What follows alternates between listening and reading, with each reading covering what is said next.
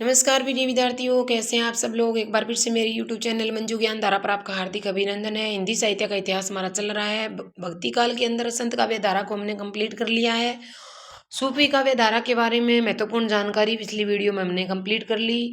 पिछली क्लासें आपने नहीं देखी हैं तो प्लीज़ चैनल के प्ले लिस्ट में जाकर पिछली क्लासों का अध्ययन कर लेना, हर परीक्षा की दृष्टि से महत्वपूर्ण है। आज हम जानेंगे सूफी काव्य धारा के जो प्रमुख कवि है कौन कौन से हैं, क्या क्या कवियों की रचना है, जन्म मृत्यु कब हुई है, अच्छे से हम जानेंगे। लेकिन उससे पहले मेरी आपसे एक छोटी सी रिक्वेस्ट है, प्लीज़ आप मेरी वीडियो को पूरा देखना, पसंद आए तो लाइक एंड शेयर कर देना। पहली बार आप मेरे चैनल पर विजिट कर रहे हो तो चैनल को सब्सक्राइब कर लेना, बेल आइकन को भी प्रेस कर देना ताकि आने वाली ऑल नोटिफिकेशन है वो आप तक पहुंच जाए। तो सबसे पहले हम सूफी काव्य धारा के प्रमुख कवियों में जायसी जी के बारे में जानेंगे। जायसी मलिक मोहम्मद जायसी कि जन्म आपसे पूछ लिया जाए तो 1492 आंसर लगाना है। मृत्यु 1542 ईस्वी बतानी है। जन्म स्थान पूछ लिया जाए, जायसी का जन्म स्थान जायस है जो उत्तर प्रदेश के अंदर आता है। गुरु का नाम आपसे पूछ लिया जाए तो शेख मोहिदी, सैयद अशरफ और शेख बुरहान, ये तीनों नाम आपको अच्छे से याद रखने हैं। मलिक मोहम्मद जायसी के गुरु का नाम आपसे पूछ लिया जाए तो शेख मोहिदी, सैयद अशरफ और शेख बुरहान, ये तीनों गुरु माने जाते हैं जायसी के। ठीक है, नेक्स्ट आप देखो जायसी की प्रमुख रचनाएं कौन कौन सी हैं। 6-7 रचनाएं मैंने इस वीडियो में शामिल की है जो परीक्षा की दृष्टि से अति महत्वपूर्ण है। प्लीज़ आप इनको अच्छे से याद रख लेना। नंबर 1 पर मैंने लिखा है पद्मावत जो महाकाव्य है। नंबर 2 है अखरावट। नंबर 3 पर आखिरी कलाम। नंबर 4 चित्ररेखा, जिसे लघु प्रेमाख्यान भी आप बोल सकते हो। ठीक है, अब आपसे ऐसे पूछ लिया जाए भी पद्मावत है वो किस विधा की रचना है, तो जयसी जी की जो पद्मावत है वो किस विधा की रचना है, तो आपको आंसर लगाना है यह एक महाकाव्य है। इसी प्रकार जयसी जी की जो चित्ररेखा रचना है वो किस विधा की रचना है, तो लघु प्रेमाख्यान है, ये बात आपको याद रखनी है। और नंबर 5 पर कहरानामा और नंबर 6 पर मसलानामा है, आपको अच्छे से याद रखना है। ये 6 की 6, लेकिन उसमें भी इन 6 में भी जो अति महत्वपूर्ण है वो कौन कौन सी है देखो। एक तो है पद्मावत, दूसरी है अखरावट और तीसरी आखिरी कलाम। ये तीनों को हम अच्छे से विस्तार से जानेंगे। देखो नेक्स्ट स्लाइड। जो पद्मावत है ये महाकाव्य है जयसी जी का।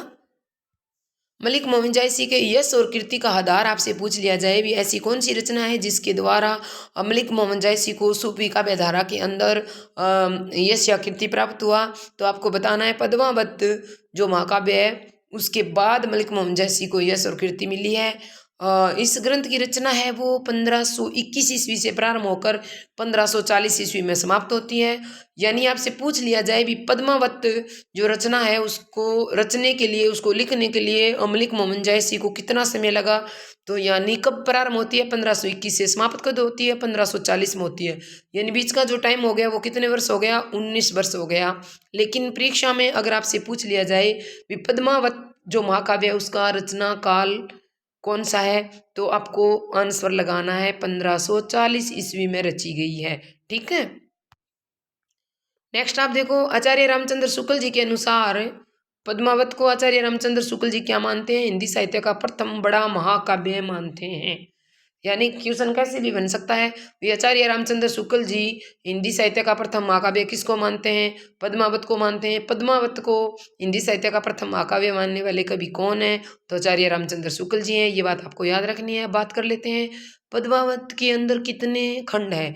कुल खंड आपसे पूछ लिया जाए तो 57 खंड आंसर लगाना है। सूफी काव्य परंपरा का प्रौढ़तम यानी सबसे प्राचीनतम काव्य आपसे पूछ लिया जाए तो पद्मावत आंसर देना है। सूफी काव्य धारा जो है, जो परंपरा है, उसके अंदर प्रौढ़तम यानी जो प्रौढ़ काव्य है वो कौन सा है, पद्मावत है, ये बात आपको याद रखनी है।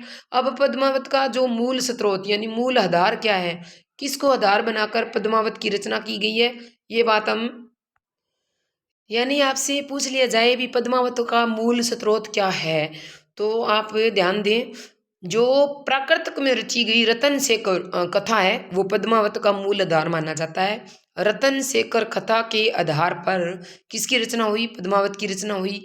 और रतन शेखर की अगर आपसे भाषा पूछ ली जाए तो प्राकृत बताना है। ठीक है, नेक्स्ट आप देखो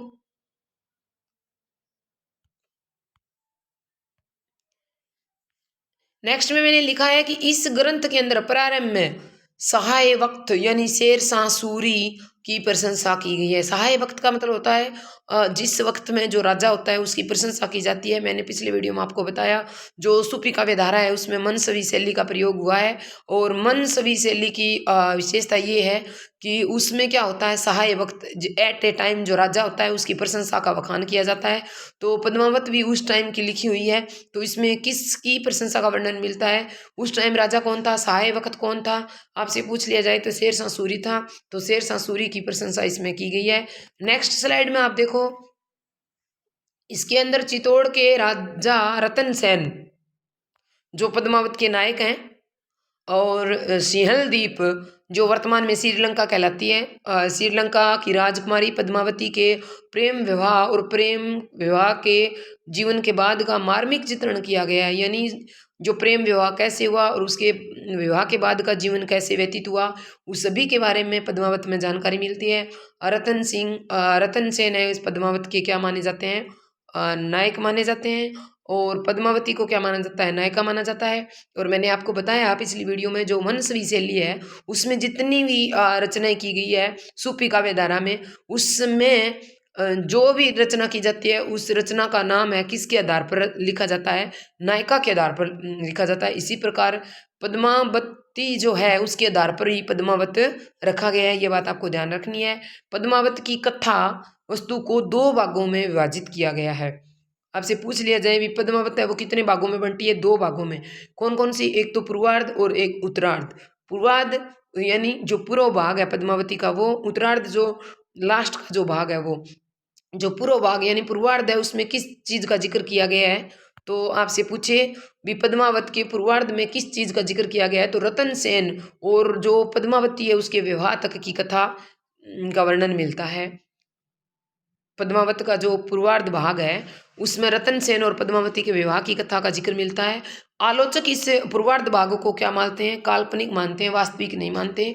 यानी जो आलोचक हैं जिन्होंने आलोचना की है उनका मानना है पद्मावत का जो पूर्वार्ध भाग है वो क्या है, काल्पनिक है, ऐसा कोई हुआ भी नहीं है, मतलब असत्य बात है, सत्य नहीं मानते हैं। लेकिन जो उत्तरार्ध भाग है पद्मावत का उसमें रतन सेन और पद्मावती के विवाह के बाद की कथा का वर्णन किया गया है। विवाह के बाद उसका जीवन कैसे बीतता है, क्या क्या होते हैं, सब उसका वर्णन किया गया है। आलोचक इस उत्तरार्ध भाग को क्या मानते हैं, ऐतिहासिक मानते हैं। इस घटना को क्या मानते हैं, ऐतिहासिक मानते हैं।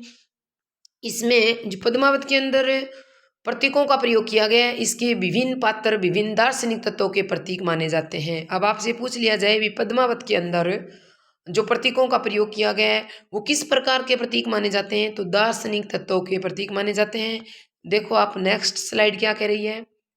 पद्मावत मोमन जयसी का महाकाव्य है, इसके प्रतीक चिन्हों के बारे में हम बात कर लेते हैं। किसको क्या चिन्ह माना गया है, तन चित उर मन राजा कीना, तन चित उर मन राजा कीना, यानी तन का मतलब होता है शरीर, चितौड़ को शरीर का प्रतीक माना गया है, मन को राजा का प्रतीक माना गया है। यह सिंगल बुद्धि पद्मनी चिन्ह है, यानी यह किसका प्रतीक, यह मतलब हृदय, हृदय किसको माना गया है, सिंगल द्वीप को हृदय माना गया है, और बुद्धि पद्मनी चिन्ह है, और बुद्धि का प्रतीक, सात्विक बुद्धि का प्रतीक किसे माना गया है, पद्मनी को माना गया है। गुरु सुआ जय पत दिखावा, और गुरु को सुआ यानी एक ऐसा इसमें तोता होता है, गुरु को क्या माना गया है, तोता माना गया है। जय पद दिखावा, और वही क्या करते हैं, पद दिखाते हैं। विन गुरु जगत को निर्गुण पावा, यानी गुरु के बिना जगत कैसा है, निर्गुण है, कुछ भी नहीं है। लेकिन जो नागमती है इस पद्मावत के अंदर सह नायिका के रूप में अपनी भूमिका निभा रही है, और नागमती को दुनिया धंधा बताया गया है, किसका प्रतीक माना गया है, दुनिया धंधा का प्रतीक माना गया है। ये बात आपको याद रखनी है। नेक्स्ट आप देखो, बच्चा सोई ने हियो चित बंधा, रागो दूत सोई शैताना, यानी जो इसमें रागो दूत है वो विश्वासघात के कारण इसको किसका प्रतीक मान लिया गया है, शैतान का प्रतीक मान लिया गया है। और माया रूपी किसको माना गया है, माया का प्रतीक किसे माना, अलाउद्दीन सुल्तान को माना गया है। ये बात आपको याद रखनी है। नेक्स्ट एक एक प्रतीक को अच्छे से जानेंगे हम। देखो आप, चित्तौड़, अगर पद्मावत के अंदर चित्तौड़ पूछ लिया जाए किसका प्रतीक है, तो आपको तन या शरीर का प्रतीक बताना है। रतन सेन जो पद्मावत का नायक है, उसको मन या योगी साधक राजा माना गया है।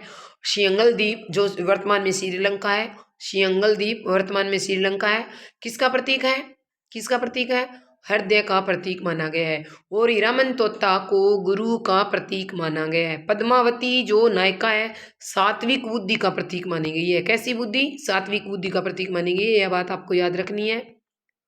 चित्तौड़ किसका प्रतीक है, तन या शरीर का है। रतन सेन नायक है जो मन या योगी साधक का प्रतीक है। और सिंहल द्वीप किसका प्रतीक है, सिंहल द्वीप को हृदय का प्रतीक माना गया है। हीरामन तोता को गुरु माना गया है। और पद्मावती जो नायिका है उसको सात्विक बुद्धि का प्रतीक माना गया है। ये बात आपको याद रखनी है। नेक्स्ट आप देखो, नेक्स्ट स्लाइड क्या कह रही है, नेक्स्ट में और बाकी जो अप्रतीक है वो देखो। जो नागमती होती है, जो पद्मावत के अंदर सह नायिका की भूमिका निभाती है, उसको संसारिक बुद्धि का प्रतीक माना गया है। और राघव चेतन को, जो क्या होते हैं, राघव चेतन सभा पंडित होते हैं, लेकिन ये विश्वासघात कर लेते हैं अपने राजा के साथ, इसलिए उसे शैतान का प्रतीक माना गया है। अलाउद्दीन खिलजी को माया का प्रतीक माना गया है।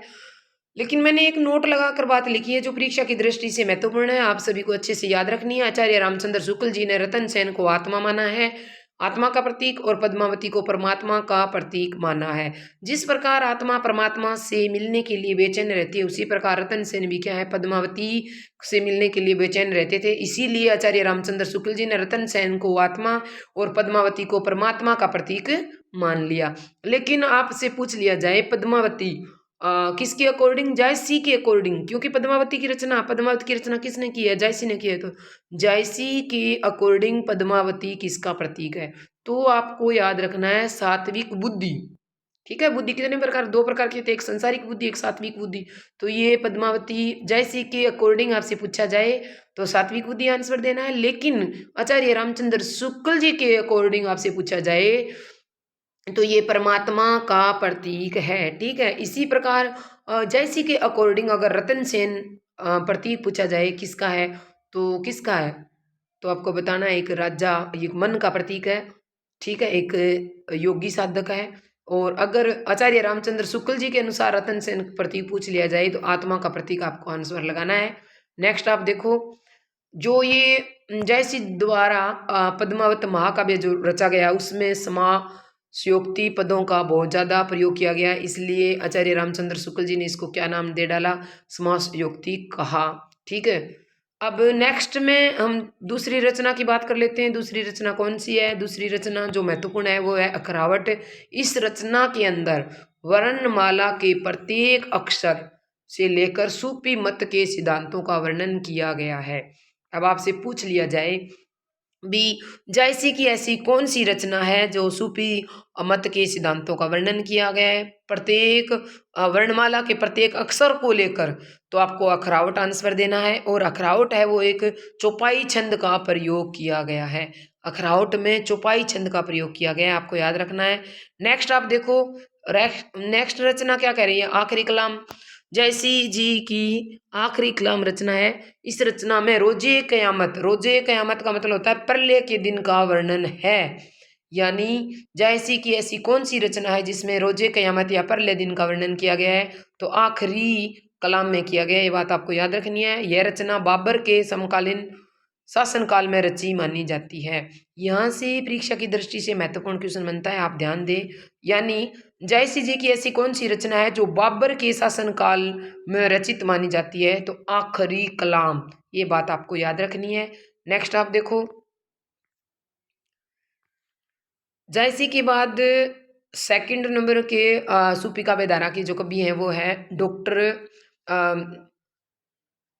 दूसरे कवि कौन से हैं, असाइत हैं। कौन से हैं, असाइत, असाइत कवि हैं। किसके अनुसार, डॉक्टर नगेंद्र व गणपति चंद्र गुप्त के अनुसार ये सूफी काव्य धारा के प्रथम कवि माने जाते हैं। किसको, असाइत को। ठीक है, डॉक्टर नगेंद्र जी और चंद्रगुप्त जी क्या मानते हैं भी, जो हमारी जो सूफी काव्य धारा है उसके प्रथम कवि हैं वो असाइत है। इसका ग्रंथ है हंसावली जो 1370 ईस्वी में लिखा गया है। इस ग्रंथ में नायक है राजकुमार और नायिका है पाटन की राजकुमारी। आपसे पूछ लिया जाए भी हंसावली है वो किसकी रचना है, तो असाइद की रचना है। कब रची गई है, 1370 में। नायक कौन है, राजकुमार है। नायिका कौन है, पटना की राजकुमारी है। ठीक है, नेक्स्ट आप देखो, भाषा आपसे पूछ ली जाए हंसावली की, तो राजस्थानी हिंदी आपको बताना है, मोतीलाल मेनारिया के अनुसार आपको बताना है। ठीक है, आधार पूछ लिया जाए, जो हंसावली है तो 1370 ईस्वी में रची गई है। किसको आधार मानकर रची गई है, विक्रम बेताल की कथा तो आपने सुनी होगी, उसके आधार पर हंसावली रची गई है। नेक्स्ट कवि है मुल्ला दाऊद। मुल्ला दाऊद को सूफी काव्यधारा के प्रथम कवि कौन मानते हैं, देखो आप, डॉक्टर राम कुमार वर्मा जी के अनुसार सूफी काव्यधारा के प्रथम कवि हैं मुल्ला दाऊद। डॉक्टर राम कुमार वर्मा के अनुसार सूफी काव्यधारा के प्रथम कवि आपसे पूछ लिया जाए तो मुल्ला दाऊद बताना है। और ये मत क्या है, सर्वमान्य मत है, परीक्षा की दृष्टि से महत्वपूर्ण है। मुल्ला दाऊद की रचना आपसे पूछ लिया जाए तो चंदाइन। चंदाइन किसकी रचना है, तो आपको याद रखना है मुल्ला दाऊद की रचना है। मुल्ला दाऊद को प्रथम सूफी काव्यधारा का कवि किसने माना, तो डॉक्टर राम कुमार वर्मा ने माना। और ये मत कैसा है, सर्वमान्य मत है। कब रची गई है, 1379 ईस्वी में रची गई है। नायक आपसे पूछ लिया जाए तो लोर यानी लोरिक इसका है। और नायिका क्या है, मैंने आपको बता दिया, सूफी काव्यधारा के अंदर जो मनसबी शैली का प्रयोग होता है उसमें जितनी भी रचनाएं की गई हैं वो नायिका के नाम पर की गई है, तो नायिका चंदा या चंदाइन है। और चंदाइन के नाम पर ही मुल्ला दाऊद ने चंदाइन नामक रचना की है, ये बात आपको याद रखनी है। नेक्स्ट में, इस ग्रंथ में चंदा को पद्मावती की भांति अलौकिक, इसमें भी क्या किया गया है, देखो, सत्ता का प्रतीक माना गया है। इस ग्रंथ में चंदा को भी पद्मावत की भांति अलौकिक सत्ता का प्रतीक बताया गया है। भाषा आपसे पूछ ली जाए चंदाइन की तो अवधि बताना है। गणपति चंद्रगुप्त ने इस ग्रंथ को लोर कथा कहा है, क्योंकि उसका नायक क्या है, लोर है। और इस नायक के आधार पर गणपति चंद्रगुप्त ने किस ग्रंथ को लोर कथा कहा है, चंदाइन जो ग्रंथ है मुल्ला दाऊद का, जो 1379 में रचा गया है, उसको लोर कथा किसने कहा है, तो गणपति चंद्रगुप्त जी ने कहा है, ये बात आपको याद रखनी है। नेक्स्ट आप देखो, इसमें मैंने आपको बताया सूफी जो काव्य धारा है, जितनी भी इसमें रचनाएं रची गई हैं मनसवी शैली में रची गई है। सूफी काव्य धारा वाले किसका प्रयोग करते हैं, मनसवी शैली का प्रयोग करते हैं। लेकिन जो चंदाइन जो रचना है उसमें मनसवी शैली का प्रयोग नहीं हुआ है। यहाँ परीक्षा की दृष्टि से महत्वपूर्ण क्वेश्चन बनता है भी, 4 ऑप्शन मिलेंगे आपको, एक क्वेश्चन ऐसे मिलेगा भी ऐसी कौन सी रचना है जिसमें मनसवी शैली का प्रयोग नहीं हुआ है, तो ध्यान रखना है चंदाइन के अंदर मनसवी शैली का प्रयोग नहीं हुआ है। ठीक है, नेक्स्ट आप देखो, नेक्स्ट कभी आते हैं ईश्वर दास। ऐसे मैंने बताया सूफी काव्य धारा के अंदर मनसवी शैली के अंदर लगभग सभी मुसलमान कवि आते हैं, मनसवी शैली का प्रयोग होता है। लेकिन फिर भी ऐसे 2 कवि हैं जो हिंदू कवि हैं। एक तो मैंने आपको पिछली वीडियो में ईश्वर दास बताया, एक दुख हरण दास बताया। अच्छे से याद रख सकते हो, ईश्वर क्या करता है, दुख हरता है। लेकिन ईश्वर दास देखो सूफी काव्य धारा के अंतर्गत हिंदू कवि माने जाते हैं। क्या माने जाते हैं, हिंदू कवि माने जाते हैं, ये बात आपको याद रखनी है।